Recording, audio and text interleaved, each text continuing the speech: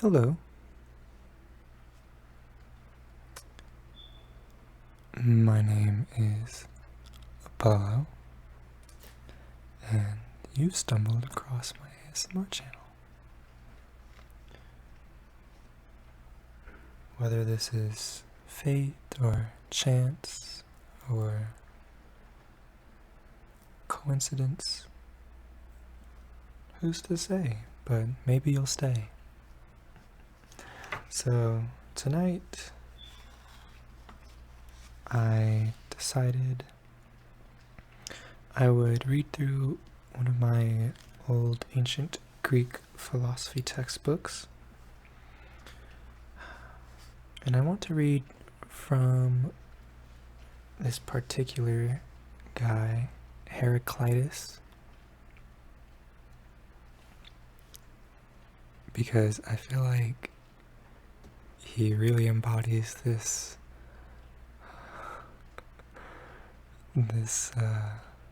kind of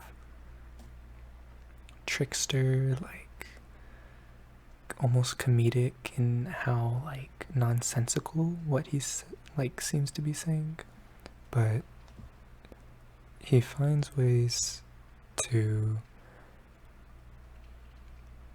transfer a significant amount of knowledge in his simplicity.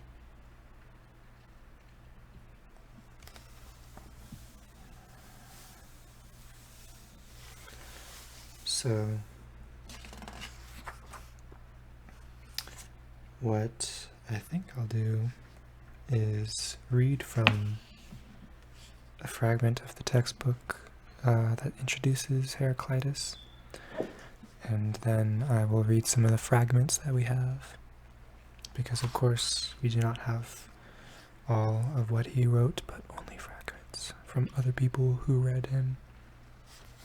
And I would like to say I apologize in advance for the beeping of the fire alarm, and for the screaming of my roommate that you are likely to hear.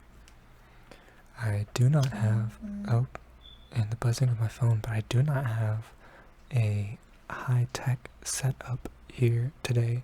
I literally have a sock sitting on top of my microphone instead of a pop filter. So that's where we are currently in life. I wonder if you can hear the rain.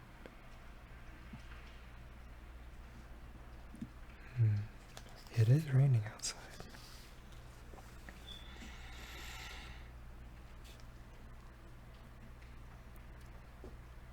Heraclitus was born into aristocracy, but he turned his back on that way of life and gave up his ruling position that was to come and allowed his brother to take it instead. And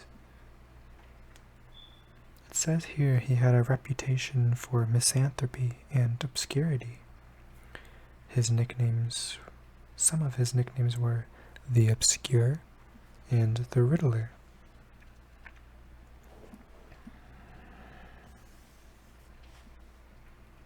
Although Heraclitus has cosmological views, many of which seem to have been influenced by Xenophanes, he is as interested in exploring questions about knowledge, the soul, and the human condition as in making claims about the physical world. He asserted that a single divine law controls and steers the cosmos. He calls this the Logos.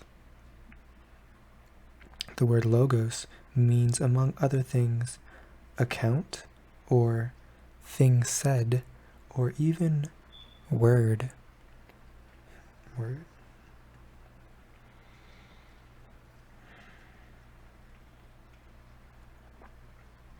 Heraclitus is well aware of the ambiguities and complications possible in the words he uses, as he takes full advantage of the flexibility of the Greek language to make multiple points.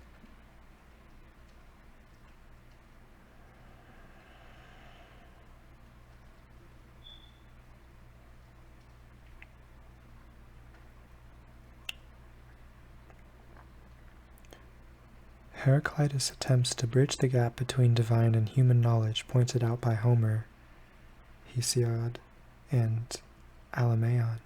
Am I reading that wrong? I have never heard of this person. The soul that understands the Logos can apparently have the sure and certain knowledge that Xenophanes claimed no man has seen. The path to understanding is not, Heraclitus thinks, just the inquiry. Heraclitus ridicules those that have much learning but little understanding. The accumulation of facts without insight into the divine law-like working of the cosmos is useless, he says. Understanding how all things form a unity is a fundamental part of the necessary insight. Heraclitus offers signs of this unity in his paradoxical claims about the identity of opposites, insisting that despite unceasing change in the cosmos, there is an unchanging principle, the Logos, that both governs and explains these changes. The physical sign of the Logos is fire, always changing yet always the same.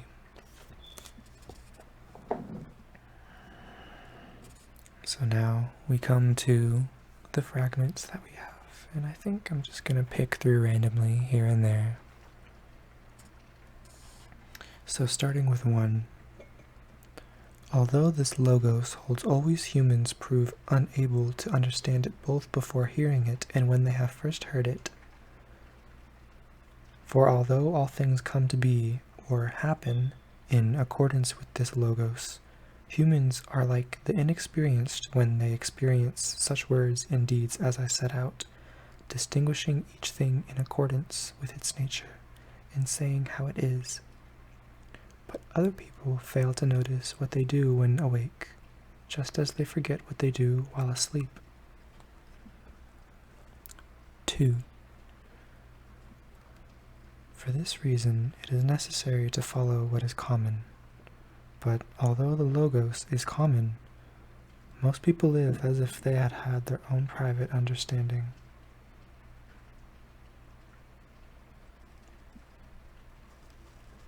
3. Much learning does not teach insight. Otherwise it would have taught Hesiod and Pythagoras, and moreover Xenophanes and Heraclitus. I'm sorry, all these Greek names are difficult. The only reason I'm able to pronounce some of them is because I've been introduced to them in the classroom and heard a professor say it. So if they're saying it wrong, I'm saying it wrong. But if I've not heard them say it, then I'm definitely saying it wrong.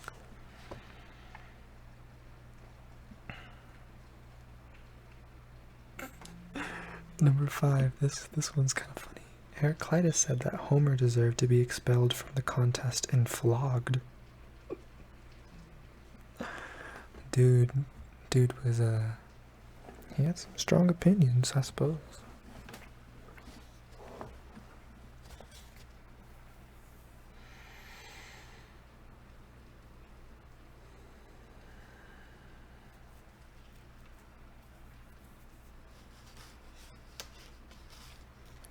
Number 9. Divine things, for the most part, escape recognition because of unbelief.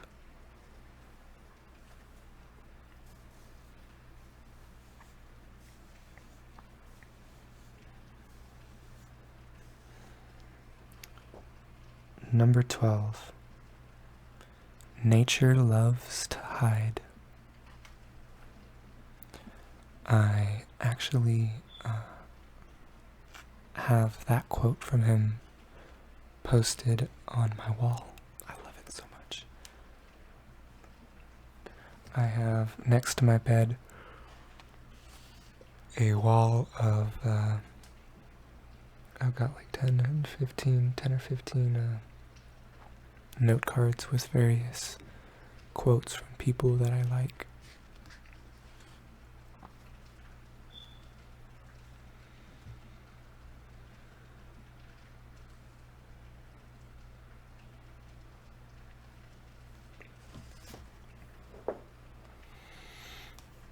Number 15. The The Lord, whose oracle is at Delphi, neither speaks nor conceals, but gives a sign.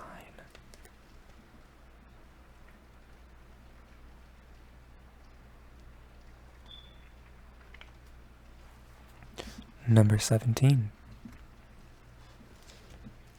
Right thinking is the greatest excellence, and wisdom is to speak the truth and act in accordance with nature while paying attention to it. Number 18. One ought not to act and speak like people asleep.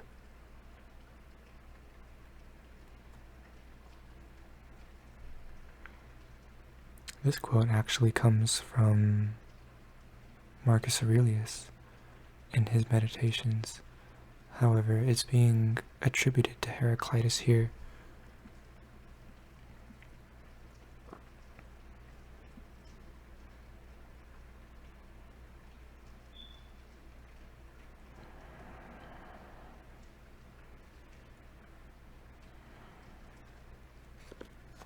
Number 21.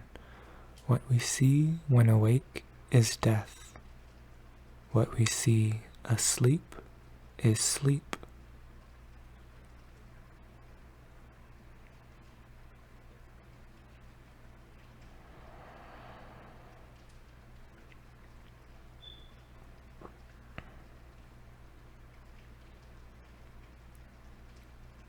(23) Unless he hopes for the unhoped for, he will not find it, since it is not to be hunted out and is impassable.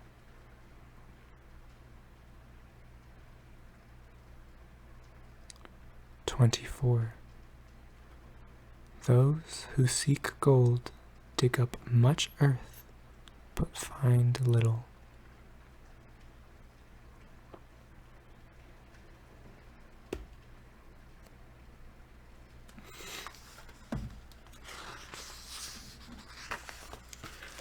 Let's see what else we got here.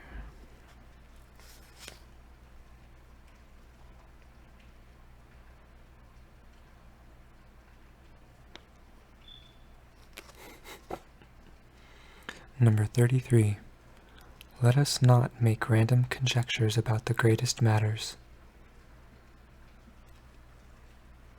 No tea, no shade, but I know some people who could serve to see, or rather read that message and digest it indeed.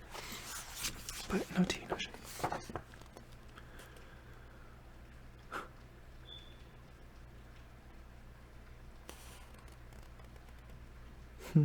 This one is quite succinct. 36. I searched myself.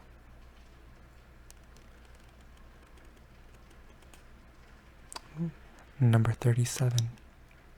An unapparent connection is stronger than an apparent one.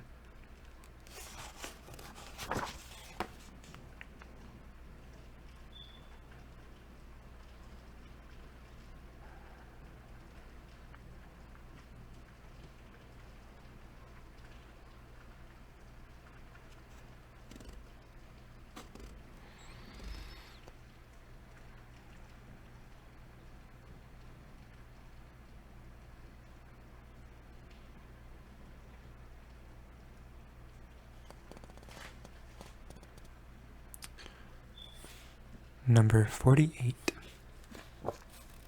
All things are in exchange for fire, and fire for all things, as goods for gold, and gold for goods.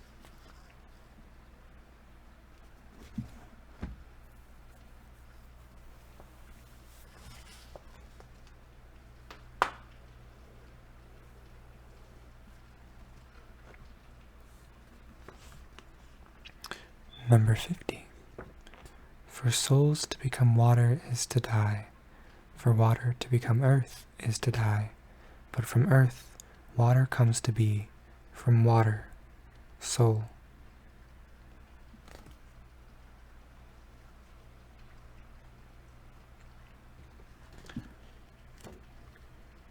(52) A man when drunk is led by a boy, stumbling and not knowing where he goes, since his soul is moist.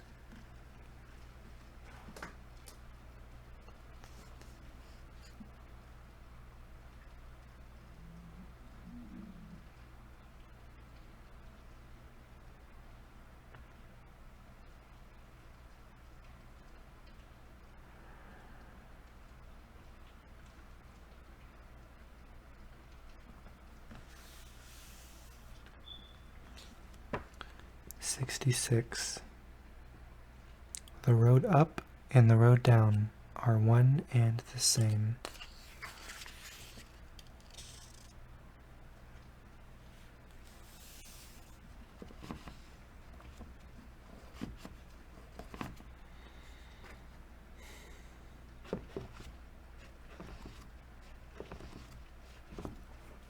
"73.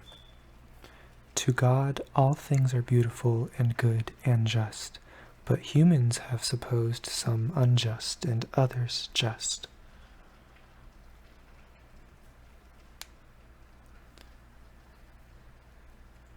74. The most beautiful cosmos is a pile of things poured out at random.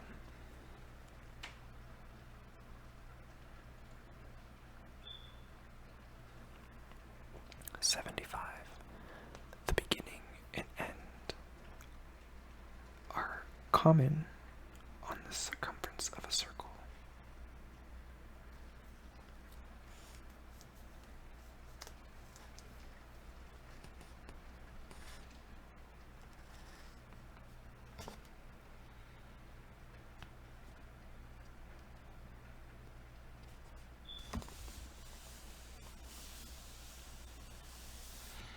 82. Immortal mortals, mortal immortals, living the death of the others and dying their life.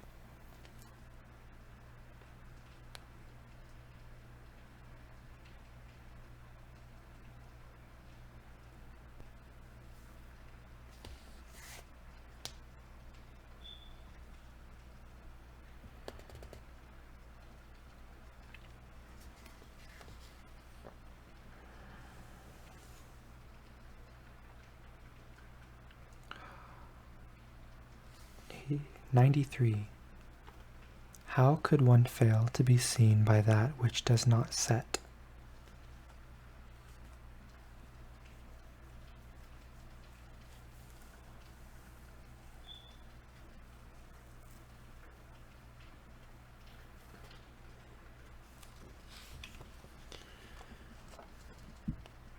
103. It is better to conceal ignorance.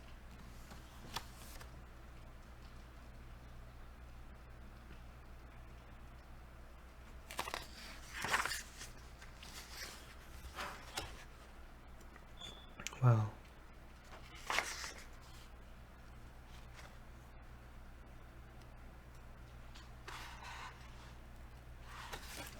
Okay, one last one.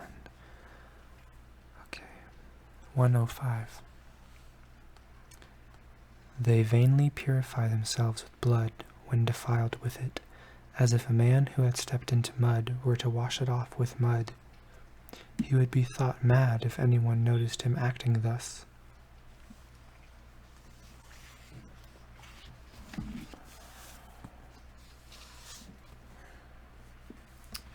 So that is that. I hope you enjoyed this tiny little reading of Heraclitus.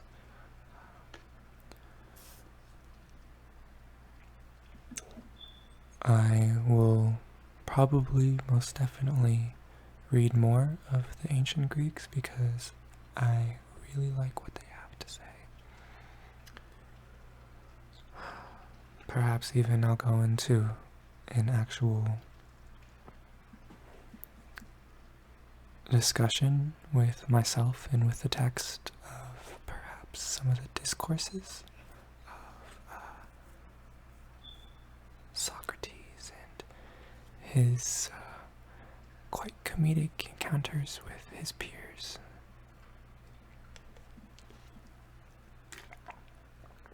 But for now, I will say goodbye and good night, or good day, or good evening, wherever and whenever you are.